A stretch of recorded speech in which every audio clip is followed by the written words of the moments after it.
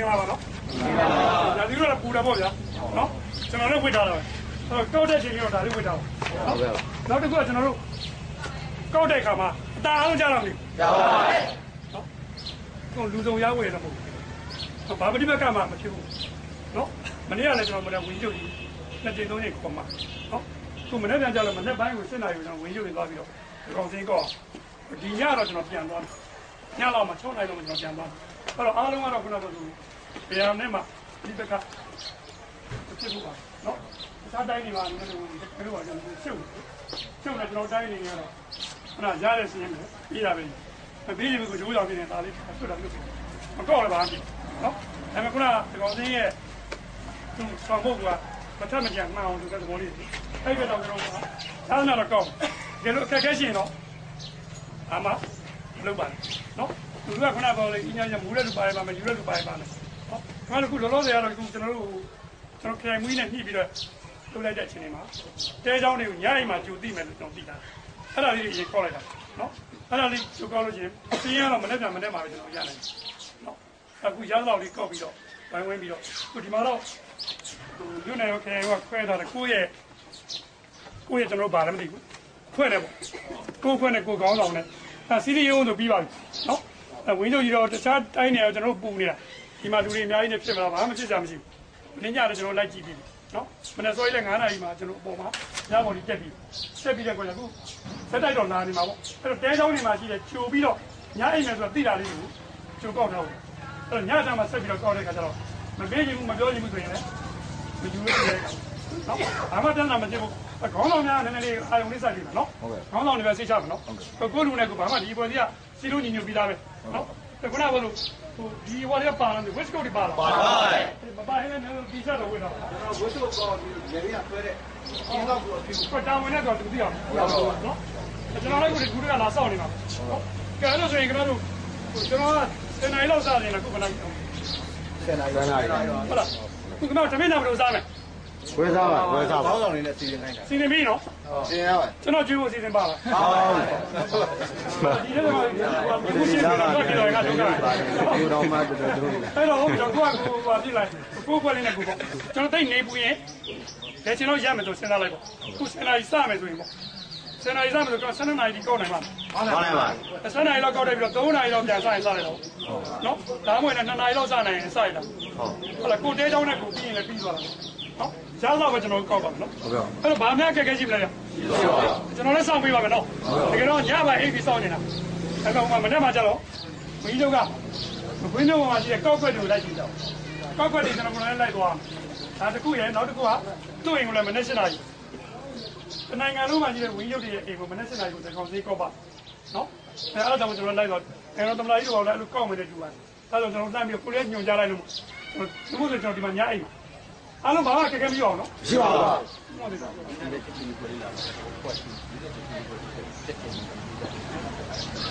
့တော့ကျွန်တော်တို့ဒီနေ့စတီကာလေးလောက်လာပါတယ်စတီကာအခု14ဘွဲ့ရှိတယ်လို့ပြောတယ်ကျွန်တော်ဖွဲ့တာဟုတ်လားတစ်ဖွဲ့ကို900စီလောက်ရမယ်ဗျကျွန်တော်တို့တော့ဒါဟောပေါ့စင်ကီတာလေးပေါ့ကောက်ပြီးတဲ့လူကျွန်တော်စင်းကောက်ပြီးတဲ့လူတွေကိုဒီစတီကာလေးတွေဒါလေးနဲ့ဒီဘက်ကိုတော့ပထမ1ယောက်2ယောက်လောက်ကိုခွာပြီးတော့ဒါဘာမှတော့မခင်းပါဘူးနော်စတီကာခွာပြီးတော့အင်ကြီးအဆင်ပြေတဲ့နေရာလေးမှာမြင်လာတဲ့နေရာမှာကတ်ခိုင်းလိုက်ပေါ့နော်ကောင်မလေးတွေတော့သွားမကန်နဲ့နော်ကောင်မလေးတွေရောက်တော့သွားမကန်နဲ့နော်တို့ကြတော့ဒါလေးတို့ခွာပြီးတော့ကတ်ပေးပါဆိုပြီးကောင်မလေးတွေနားထဲမှာပါတဲ့စီးကောက်ပြီးမှပေးရမှာခင်ဗျာနော်ကောက်ပြီးမှကျွန်တော်တို့ထဲမှာစင်းဝင်ပြီးမှပေးရမှာ request စိတ်တော့လုပ်လိုက်ပေါ့နော်ကျွန်တော်ဒါလေးကတ်မလိုက်ခဏခဏလာမေးနေကျွန်တော်အားနာလို့နော်ကိုယ်အဆင်ပြေအောင်ပြောလိုက်ပေါ့ဒီလိုကြောင့်နောက်တော့ကလာပြီနောက်တော့ကလာပြီဆိုအားနာလို့ဒါလေးကတ်ထားလိုက်ရင်တော့ကောက်ပြီးမှသိပါတယ်လို့အဲ့လိုပြောလိုက်ရပါတယ်လည်းကျင်ညာနေပါတယ်ဒီရွှေသက်တော်မှာသကောင်စင်းကောက်ပြီးနောက်ဘယ်နေရာရောက်အကောက်မခံပါနဲ့တော့ရွှေသက်တော်မှာကောက်ပြီးကြောင်းပြောပေးပါဆိုပြီးတော့အဲ့ဒါလေးလေခဏလေးပဲပြောပေးလိုက်ပါနော်အဲ့ဒါလေးကျွန်တော်အနောက်သားလေးကျင်ညာနေပါတယ်ခင်ဗျပြီးရင်ကျွန်တော်ဒါလေး900စီကျွန်တော်တို့ခွဲပါမယ်ကျွန်တော်1000ပါလာပါတယ်ဒီနော်ဒါခက်ခဲရှိဦးမလဲခင်ဗျမေးနိုင်ပါတယ်နော်ခက်ခဲရှိမယ်ဆိုကိုတော့မယ်လို့ကွာတဲလိုက်တဲကြောင်းလိုက်တောင်ပိုင်းပြီးသားမလားဟုတ်တယ်မလားဟုတ်ပါဘူးဒီမှာညအိမ်မယ်ဆိုတာတေးကြပြီဆိုတဲ့အခန်းတွေကိုကျွန်တော်ကောက်လို့ရပြီဟုတ်တယ်မလားဒီနေ့ညအိမ်မှာလားဆို1ယောက်လောက်ကြာရင်ရပြီဟုတ်တယ်မလားတဲကြောင်းတစ်ခန်းမှာ1ယောက်လောက်ကြာရင်ရပြီသူ့ဘွဲမှာ10ယောက်15ယောက်ပါပျော့ရတယ်နာမည်ဟုတ်တယ်မလားအသက်ကြားမဟုတ် ဟုတ်တယ်မလားနော်အဲ့ဒါလေးတွေနဲ့17ချက်ဘာမှမခဲရမှာဘူးနော်ဘာခဲခဲလဲရှိအောင်မလဲဗျရှိပါဘူးရှိတော့စတစ်ကာလေးတွေခွဲလိုက်ဟုတ်ကဲ့နော် ရဟုတ်တယ်ဒီမှာပဲပြည့်တယ်သူတို့မှာပုံစံလေးဒီပေးတစ်ခါတစ်ခါနော်ဘေးကုန်းပုံစံလေးပေးနေဘေးကုန်းပုံစံလေးတစ်ခွက်ကို900စီနော်900စီတော့ပါဟိုကိုစမ်းမလေးခွက်ချင်းကို900စီတော့ရမယ်တော့ကျွန်တော်တို့ကဒီမှာညအိတ်ချင်ညအိတ်လို့ပြရတယ်ဒီကိုဗီဒီယိုကိုပေါ်နေကောင်းတယ်နော်ပြီးလို့ရှိရင်လည်းကျွန်တော်တို့ကဝင်းမျိုးမှာကြီးတဲ့ကောက်ကွက်တွေဗီဒီယိုကနေလိုက်စစ်မှာဆိုတော့အဲ့ဒါလေးကျွန်တော်တို့စီစဉ်ရရှိလို့ခင်ဗျားတို့အားကိုးမယ်နော်ဟောကျွန်တော်တို့တက်လုံးကဒီလိုခေါင်းစင်းကောက်ပါတယ်နောက်နေ့ကျတော့စစ်သက်တော့ကောက်ကြမလို့ကွာနောက်10နှစ်ကျရင်စစ်သက်တော့ကောက်ကြမလို့ကွာဖြစ်လာခုတော့ကျွန်တော်ကောက်ဖို့အမေရတာလို့ကောက်လိုက်တာဘာပဲဖြစ်ဖြစ်ကျွန်တော်တို့ရေသက်စုံတို့ဒီမှာလာစုံကြတာဟုတ်ပြီနော်ဟုတ်ကဲ့အဲ့ဒါလေးဝိုင်းကူညီပေးကြပါနော်ဟိုပါပဲအဓိကတော့ကျွန်တော်အဖွဲ့ဒီဘက်တွေမှာပြီးပြီသူကလည်း special training တက်ပြီအဓိကတော့အဲ့စင်းနေနောက်ဆုံးကတော့ကျွန်တော်ကတော့ခေါင်းစင်းရဲ့ဆောင်ဘုတ်ကတော့မတက်မကြံမှတ်အောင်ဆိုပြီးတော့မြေတောင်တလက်မှမကြောက်အောင်ဆိုကောက်ဖို့ရှိဒါပေမဲ့ဒီမှာလူလူကအများကြီးဘာပဋိပက္ခမှမဖြစ်အောင်တော့မပေးနိုင်ဘူးဆိုလည်းမယူဘူးမဟုတ်ဗျာဟုတ်တယ်မလားအဲ့ဒါလေးနဲ့လေးဝိုင်းပြီးတော့ကြည့်ချက်ပေးပါနော်ဟုတ်ကဲ့စိတ်ချမယ်နော်ဟုတ်ကျန်တဲ့အခုရဲတော့ပြောတာပါလေမိသားကြီးကောင်းတော့လားမိသားကောင်းတော့လားကြက်ကြက်နေကောင်းတော့လားကိုကျော်စိုးကိုကျော်စိုးอ่ะနော်ပြပြဟုတ်တယ်အဲ့ဒါခွင့်တယ်ဟုတ်တယ်ကျွန်တော်ကဘာပဲယူဖို့ပြောဘာမှကောင်းမယ်ခွင့်နိုင်တာကောင်းတော့သူ့အောက်မှာတေးသေး9ယောက်ပါတေးကောက်9ယောက်ပါအဲ့တော့ကိုညီရှိက2ယောက်တွဲပြီ2ယောက်ရမှာအားလုံး16ပွဲရှိတယ်28ယောက်ရဟုတ်တယ်ကျွန်တော်ပါဟမ်20ပါတယ်ဆိုပြန်မရဘူးမပါဘူးဟို6ခန်းချက်ကစစ်မရတယ်ဘာအောင်လဲကြောက်ရတယ်ဘာရမမျိုးဖြစ်တယ်ဟုတ်ကဲ့နော်စာရရစာပဲဟုတ်ကဲ့နော်ဆရာမလေးကြောက်ပါတယ်နည်းနည်းသားဟုတ်ပြီကျွန်တော်လည်းနောက်ကြတော့ဘာလို့ရှိပြီဟုတ်ကဲ့ကျွန်တော်နောက်ကြကအပြီးတော့ဟုတ်ကဲ့နောက်ကြတော့ဆောက်နေလို့ပဲဒီစုလေးစုနေကဆောက်မစုနေလို့ပြောရအောင်ပြောရအောင်နော်ဒီကတော့ကျွန်တော်ဒီစကောက်နော်စကောက်ပြီးနော်ဒီဆောင်ကိုမတမ်းပြန်တော့ဒီတရက်မှမကြောက်သူတို့ကဒီပုံလေးဆွဲပြီးသို့တော်လည်းသူတွေအများကြီးတော့ချိုးပြီးနေပြီချိုးမပြီးနေပြီမပြီးရင်တိတ်ရောဖက်တယ်တိတ်လို့ဒီစိမရတာဟုတ်ပြီနော်ဒါကျွန်တော်အကောင်းဆုံးလုပ်ကြတယ်ဟုတ်ပြီဟုတ်ကဲ့အကောင်းဆုံးလုပ်ပြီးပြီလို့ပြောတာတိတ်ရောသူတို့ဒီအားရရှောက်တယ်နော်ချိုးတယ်ကောက်တယ်ညရောညဖိုက်တော့ဟုတ်ပြီနော်အဲ့တော့ကျွန်တော်ဒီတိုင်းသူ့ရဲ့ကောင်ကြီးရေးတဲ့စကွေးတွေညစကွေးတွေညအိမ်မှာဆိုတော့ပြေချောင်းပြီးတယ်အဲ့လိုတော့လိုက်ကောင်းပြီးနားနေတာနော်ညတာကျွန်တော်မပြီးတော့ညမပြီးတော့အဲ့ဒါပဲကိုဗီဒီယိုကိုရှင်းနိုင်တယ်ဒီကောပြရတဲ့အတွက်ဒါပြီးရင်ဒီကအားလုံးရဲ့ဘုရားပါတဲ့အားလုံးတဲ့ပြည်တော်ဒီမှာဝေးမှာရှိတဲ့ကောက်ကွက်တွေလက်စစ်အဲ့ဒီမှာတော့ကျွန်တော်တို့ဒီကတော့ဘယ်လိုလဲကိုစောက်တော့နော်အဲ့လိုကျွန်တော်စိတ်ချဒါမှဒီနေ့ဒီကရုပ်နာတယ်နော်ဒီကနေ့တော့ဒီကနေ့မှာဒီပိုင်းစင်တော့ဘလို့ပေါ်လာတာဒီ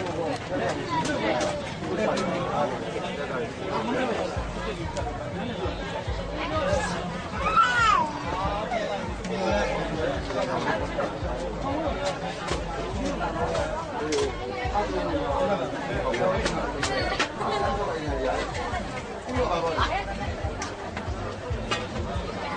ဟိုဘက်ကိုနည်းနည်းပါပြီးတော့ဟိုကဆောက်တယ်ဆက်ရတယ်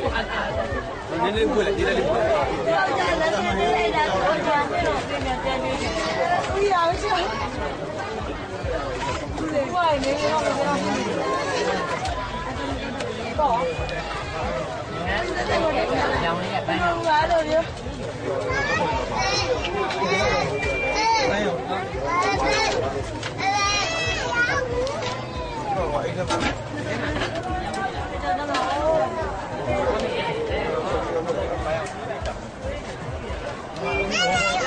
对吧？没呢。我们这哪里人？拿了。ဒီရမှာ ပြောလိုက်နော်ဒီကတော့နည်းနည်းပေါင်နေဟုတ်ကဲ့ခုရက်ွက်တွေကတော့မှတို့စေးချုပ်တွေပို့နေတန်းထုတ်ချင်ဒီလိုလာမယ်ဟုတ်တမ်းမကူပဲစောက်နေရတာမို့ကျွန်တော်တို့မဝင်တော့ဘူးတန်းထုတ်ဖို့ဆက်လိုက်ပါနော်ရရလားတန်းထုတ်လိုက်ဖြုတ်လေးလို့ရတယ်မြို့ပေါ်ရက်ွက်တွေကြည့်ကြည့်ဆိုရ stay waiting for us what is anybody that's waiting for okay မနေ့စောစောမှလာခဲ့လိမ့်မှာသူလည်းပြင်မနေ့စောစောဆိုတော့မနေ့တော့ပေါ်နိုင်သူတို့ဖတ်ကြမှာပေါ့အဲ့ဒါလည်းခုနကလာခဲ့လိမ့်မယ်မနေ့စောစောဆိုလည်းမြည်တော့ပဲပြပြီးပြီဒီကနေ့ကွင်းစင်းရင်စောက်မဟုတ်ဘူးမဟုတ်ဘူးစဉ်းကြမှာဟုတ်ကဲ့စဉ်းကြတော့ကျွန်တော်တို့ကလည်းအဲ့လိုပဲသူတို့စဉ်းတဲ့နေရာမှာကျွန်တော်လက်ကောင်းမှာကျွန်တော်တို့ကားနဲ့ဆိုလိုက်ရလွယ်တယ်သူကစောက်နေရတယ်အားရတယ်ပေါ့အဲ့လိုလည်းပြင်သူကလုံးပြလုံးကြောက်တယ်ဦးလည်းဟောတဲ့အများကြီးတက်သွားတယ်လုံးလုံးပြင်ဟုတ်ကဲ့ဦးလည်းကျွန်တော်တို့စောင့်နေရတယ်တော့အားနာပါတယ်ဟုတ်ကဲ့အားများဝါပြီလေဒီပြီးတော့ထိုင်ပါဒီမှာ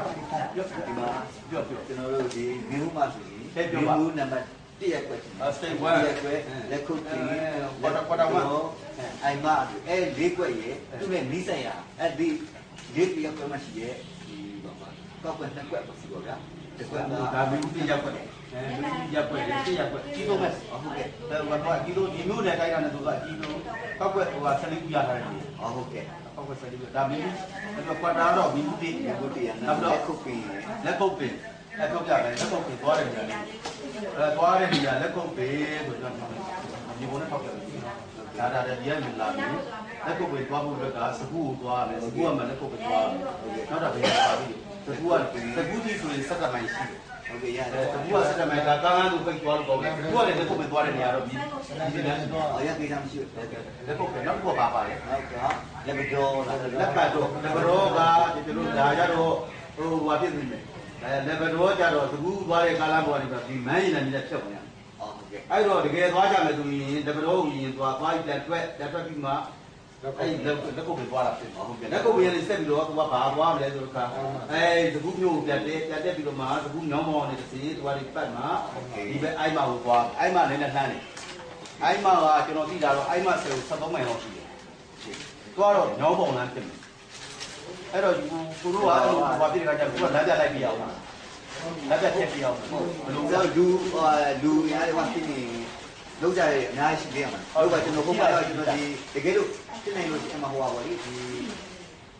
ဘုံနဲ့ဆက်တယ်ရောက်တာဥက္ကဋ္ဌ sorry ဘယ်လိုခေါ်လဲမသိဘူးဒီအောက်ကိုဖုန်းနံပါတ်လေးရှိကျွန်တော်ဘယ်လိုလာရမလဲဘာနဲ့အဲ့လိုမေးလိုက်လို့အဆင်ဒီအောက်ကိုဖုန်းနံပါတ်လေးပေးရှိတယ်လို့အိုင်မာဖုန်းနံပါတ်လေးရှာပြလိုက်တော့အဲ့တော့မှလက်ဘရောဥက္ကဋ္ဌဖုန်းနံပါတ်တို့နော်လက်ကုပ်ပြီးဥက္ကဋ္ဌရဲ့ဖုန်းနံပါတ်တို့နော်ဖုန်းနံပါတ်လေးရှာပြလိုက်နောက်ဟိုထဲမှာဟိုကွာရဲ့ဗါလေသူအောင်မြင်ထွန်းရဲ့ကွာလေးမှာပြီးမှထားခဲ့တယ်တောင်းပြီးအဲ့ထဲမှာမင်းအိုင်မဥက္ကဋ္ဌရဲ့ဖုန်းနံပါတ်ရှိတယ်လက်ဘတော်ကစကူသွားနေတာအဲ့တော့ကျွန်တော်ခင်းစီရှင်းပြလိုက်တယ်ဒီကရိုးကထွက်လိုက်ပြီလက်ဘတော်ရင်ထွက်လိုက်တယ်ကောင်းအဲ့ရနောက်ပြန်ဆုပ်မယ်အဲ့ရတယ်အဲ့မှာလက်ဘတော်ကိုသွားလို့ရှိရင်ညီလေးမန်းကြီးနာမည်ညီနာမည်ဝင်ရပေါက်ရှိတယ်ဝင်ရပေါက်ရရှိတော့ဟိုဝါးနေကောင်းမှရမယ်ကိုဟာလားကိုညိတ်ကြရခဏလာအဲ့ဒီဝါးရကိုဒီလက်ဘတော်သွားတဲ့ဟာကိုပြုတ်ကြတယ်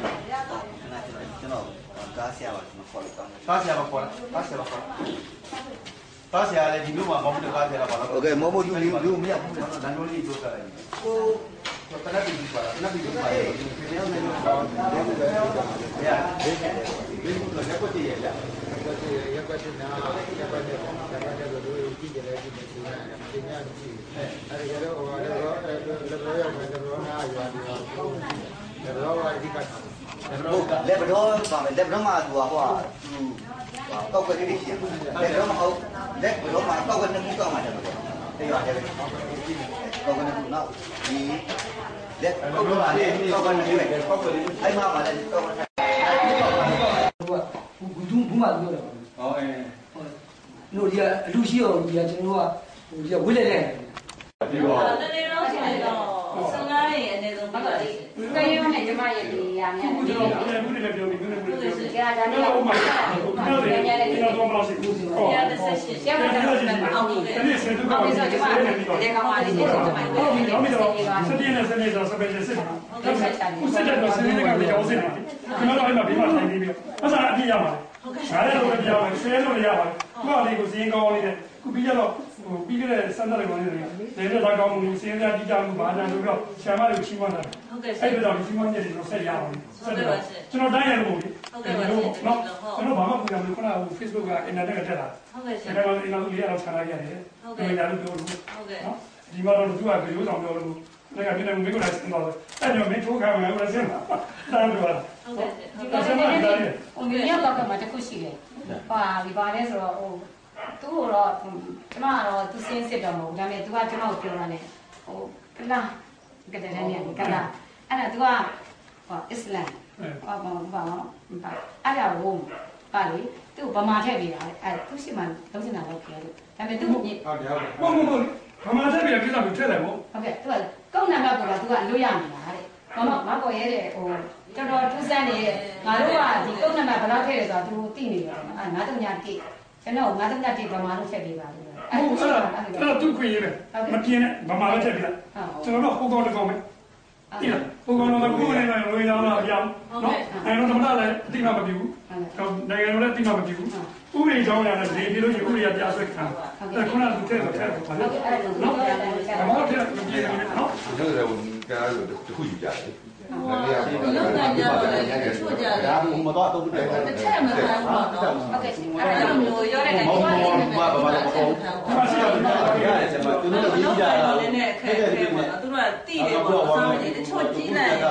မိသားစု၄၅ယောက်ရှိတယ်ငွေရှိတဲ့ဟာမရှိဘူးလို့ဖြစ်နေတာသူကတခြားပုံအဲ့ဒါမျိုးတခြားပုံတခြားရှိတယ်တခြားလားတခြားလို့ကျွန်တော်ပြောတဲ့တိုင်းကိုချက်ကြလာကြရတယ်လေဘုလို့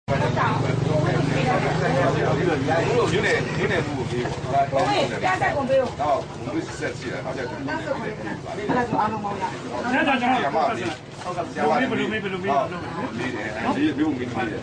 ဒီမေးတာတော့ခက်စနေလေးပေါ့ဒါနားကတော့ပြန်တော့အောင်းနေတာလူလည်းမေးတော့သူကအောက်ချက်ချက်ပါညောအဲ့ဒါကိုရှိတယ်အဲ့ဒါကြာဖြစ်ပြီးတော့မင်းဆရာမတွေယူပါတော့လူပုံစံနဲ့ကိုချောင်းလို့တော့အုပ်ဆောင်လိုက်တယ်ဒီမှာအေးတော့ဘာလဲနေရများတော့ဒီ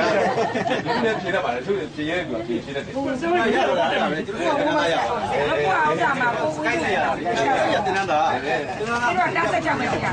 ဟုတ်ကဲ့ဘုရားဟောဒီကျောင်းကစီယူပြန်လာတက်ပြီးရှင်တက်ကြတော့အင်းနာကြဒီလောက်ရလားဟုတ်ကဲ့ဒီလောက်ဒီလောက်ရဒီပြရရွေးစီပါဒီရှိတော့ဒီတော့ပတ်မှာကိုလည်းမကောင်းဆက်ကြရဲ့တိုင်ကမ်စင်းဆက်ပေးမယ်ဆိုဘာမှခုမကောင်းဟုတ်ပြီနော်